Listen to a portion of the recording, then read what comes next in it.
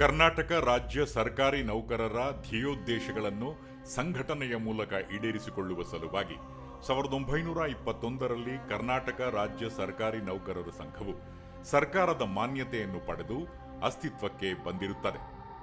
ಸಮಸ್ತ ರಾಜ್ಯ ಸರ್ಕಾರಿ ನೌಕರರ ಆಶೋತ್ತರಗಳಿಗೆ ಸ್ಪಂದಿಸುತ್ತಾ 105 ವರ್ಷಗಳನ್ನು ಯಶಸ್ವಿಯಾಗಿ ಪೂರೈಸಿರುವುದು ಒಂದು ದೊಡ್ಡ ಇತಿಹಾಸ. ರಾಜ್ಯದಲ್ಲಿ ಇಂತಹ ಒಂದು ಬೃಹತ್ತಾದ ಮಾದರಿಯಾದ ಸೇವಾ ಸಂಘಟನೆ ಬೇರೊಂದಿಲ್ಲ ಎನ್ನುವುದು ನಮಗೆಲ್ಲ ಹೆಮ್ಮೆಯ ಸಂಗತಿ. ಲಕ್ಷಾಂತರ ಸರ್ಕಾರಿ ನೌಕರರ ಹಿತ, ಹಕ್ಕು ಮತ್ತು ಕಲ್ಯಾಣಕ್ಕಾಗಿ ಶ್ರಮಿಸುತ್ತಿರುವ ಈ ಮಹಾನ್ ಸಂಘಟನೆಯ ಇತಿಹಾಸದಲ್ಲಿ ಅನೇಕ ದಾರ್ಶನಿಕ ನಾಯಕರು, ಸಂಘಟನಾ ಚತುರರು ತಮ್ಮ ಪರಿಶ್ರಮ, ತ್ಯಾಗ, ಪ್ರಾಮಾಣಿಕತೆ ಮತ್ತು ಸೇವಾ ಮನೋಭಾವದಿಂದ ಅಚ್ಚಳಿಯದ ಹೆಜ್ಜೆ ಗುರುತುಗಳನ್ನು ಮೂಡಿಸಿದ್ದಾರೆ.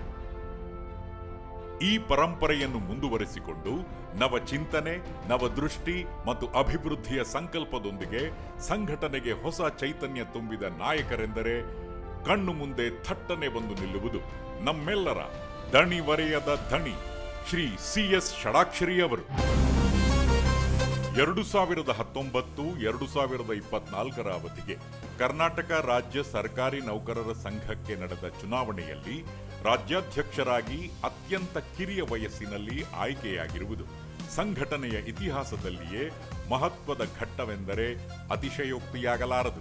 ಸರಳ ವ್ಯಕ್ತಿತ್ವ, ಸೇವಾ ಮನೋಭಾವ, ದೃಢ ನಾಯಕತ್ವ ಮತ್ತು ನಿರಂತರ ಕಾರ್ಯ ಚಟುವಟಿಕೆಗಳ ಮೂಲಕ ಅಲ್ಪಾವಧಿಯಲ್ಲೇ ರಾಜ್ಯದ ಸಮಸ್ತ ಸರ್ಕಾರಿ ನೌಕರರ ವಿಶ್ವಾಸ, ಪ್ರೀತಿ ಮತ್ತು ಅಭಿಮಾನವನ್ನು ಗಳಿಸಿದ ಅವರು ಸಂಘಟನೆಯನ್ನು ಹೊಸ ದಿಕ್ಕಿನತ್ತ ಕರೆದೊಯ್ಯುತ್ತಿರುವುದು ಶ್ಲಾಘನೀಯವಾದ ಸಂಗತಿ.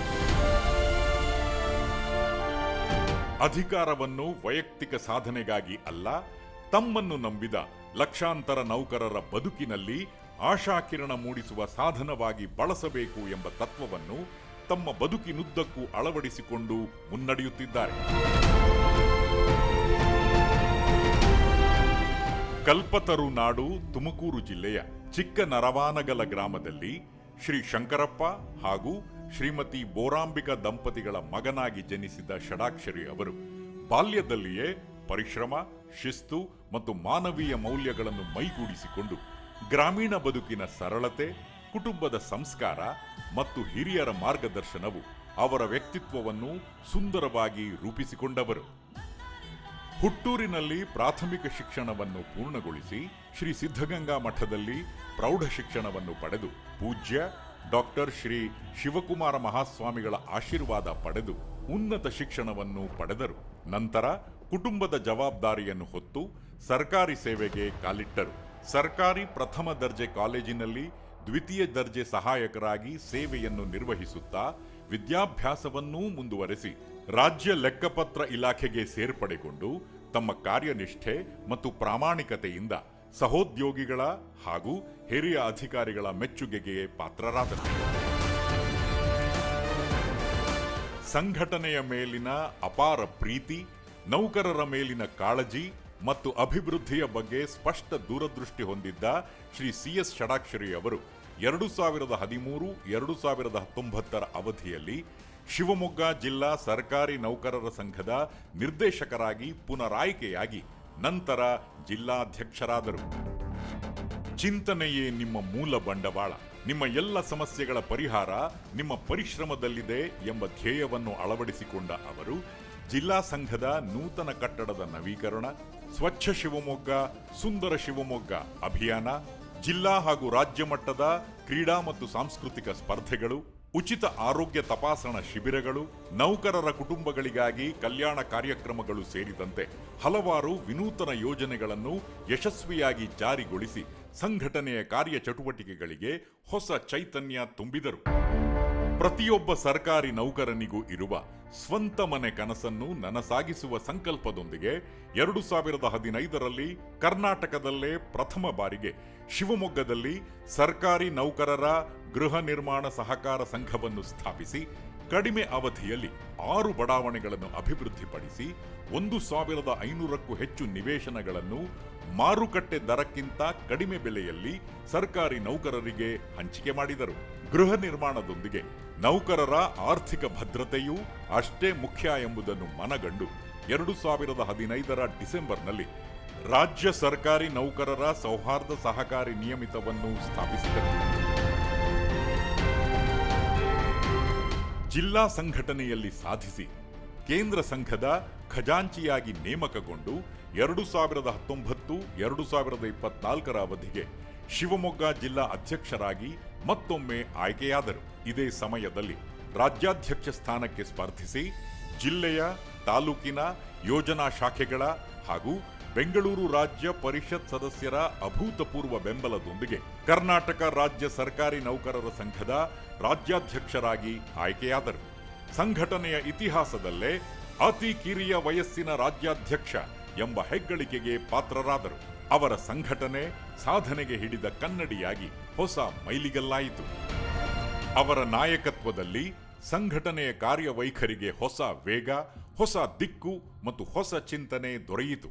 100 ವರ್ಷಗಳ ಇತಿಹಾಸ ಹೊಂದಿರುವ ಸಂಘದ ಶತಮಾನೋತ್ಸವ ವರ್ಷವನ್ನು ಸ್ಮರಣೀಯವಾಗಿಸಲು ರಾಜ್ಯ ಸರ್ಕಾರದಿಂದ 13 ಕೋಟಿ ರೂಪಾಯಿ ಅನುದಾನವನ್ನು ಪಡೆದು ಅತ್ಯಾಧುನಿಕ ಸೌಲಭ್ಯಗಳನ್ನು ಒಳಗೊಂಡ ಶತಮಾನೋತ್ಸವ ಭವನವನ್ನು ಅತಿ ಕಡಿಮೆ ಅವಧಿಯಲ್ಲಿ ನಿರ್ಮಿಸಿ ಲೋಕಾರ್ಪಣೆ ಮಾಡಿಸಿದರು.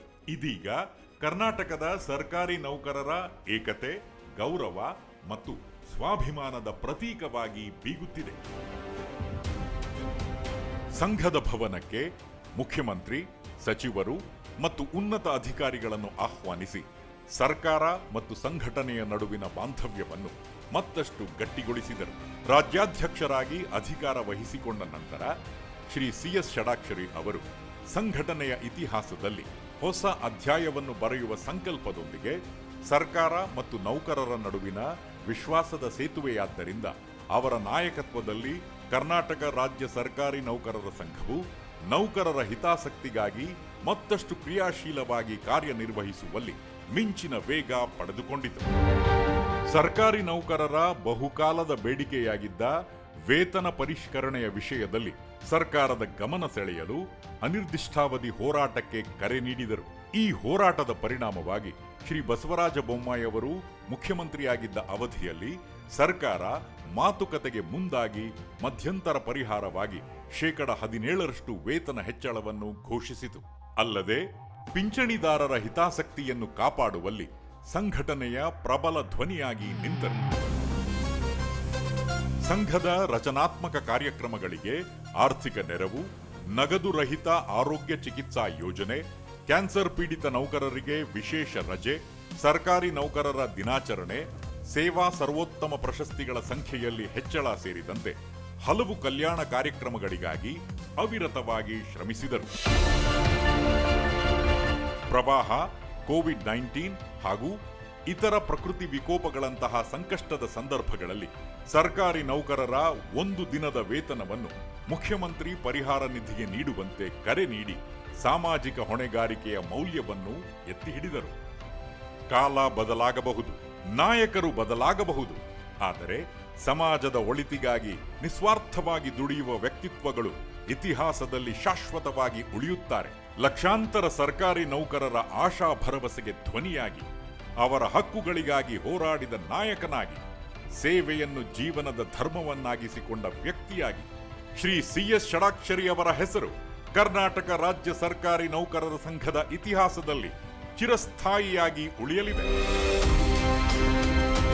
ಇವರ ಸಂಘಟನಾ ಚತುರತೆ, ಸೇವಾ ಮನೋಭಾವವನ್ನು ಪರಿಗಣಿಸಿ DS ಕರ್ಕಿ ಪ್ರತಿಷ್ಠಾನದಿಂದ ಕನ್ನಡ ದೀಪ ಒಳಗೊಂಡಂತೆ ಹಲವಾರು ಪ್ರಶಸ್ತಿ ಪುರಸ್ಕಾರಗಳು ಶ್ರೀಯುತರನ್ನು ಹುಡುಕಿಕೊಂಡು ಅವರ ಮುಡಿಗೇರಿದ್ದರೂ ಅವರ ಸಾಧನೆಗೆ ಕಡಿಮೆ ಎನಿಸಿವೆ ಎಂಬುದು ಅತಿಶಯೋಕ್ತಿಯಲ್ಲ.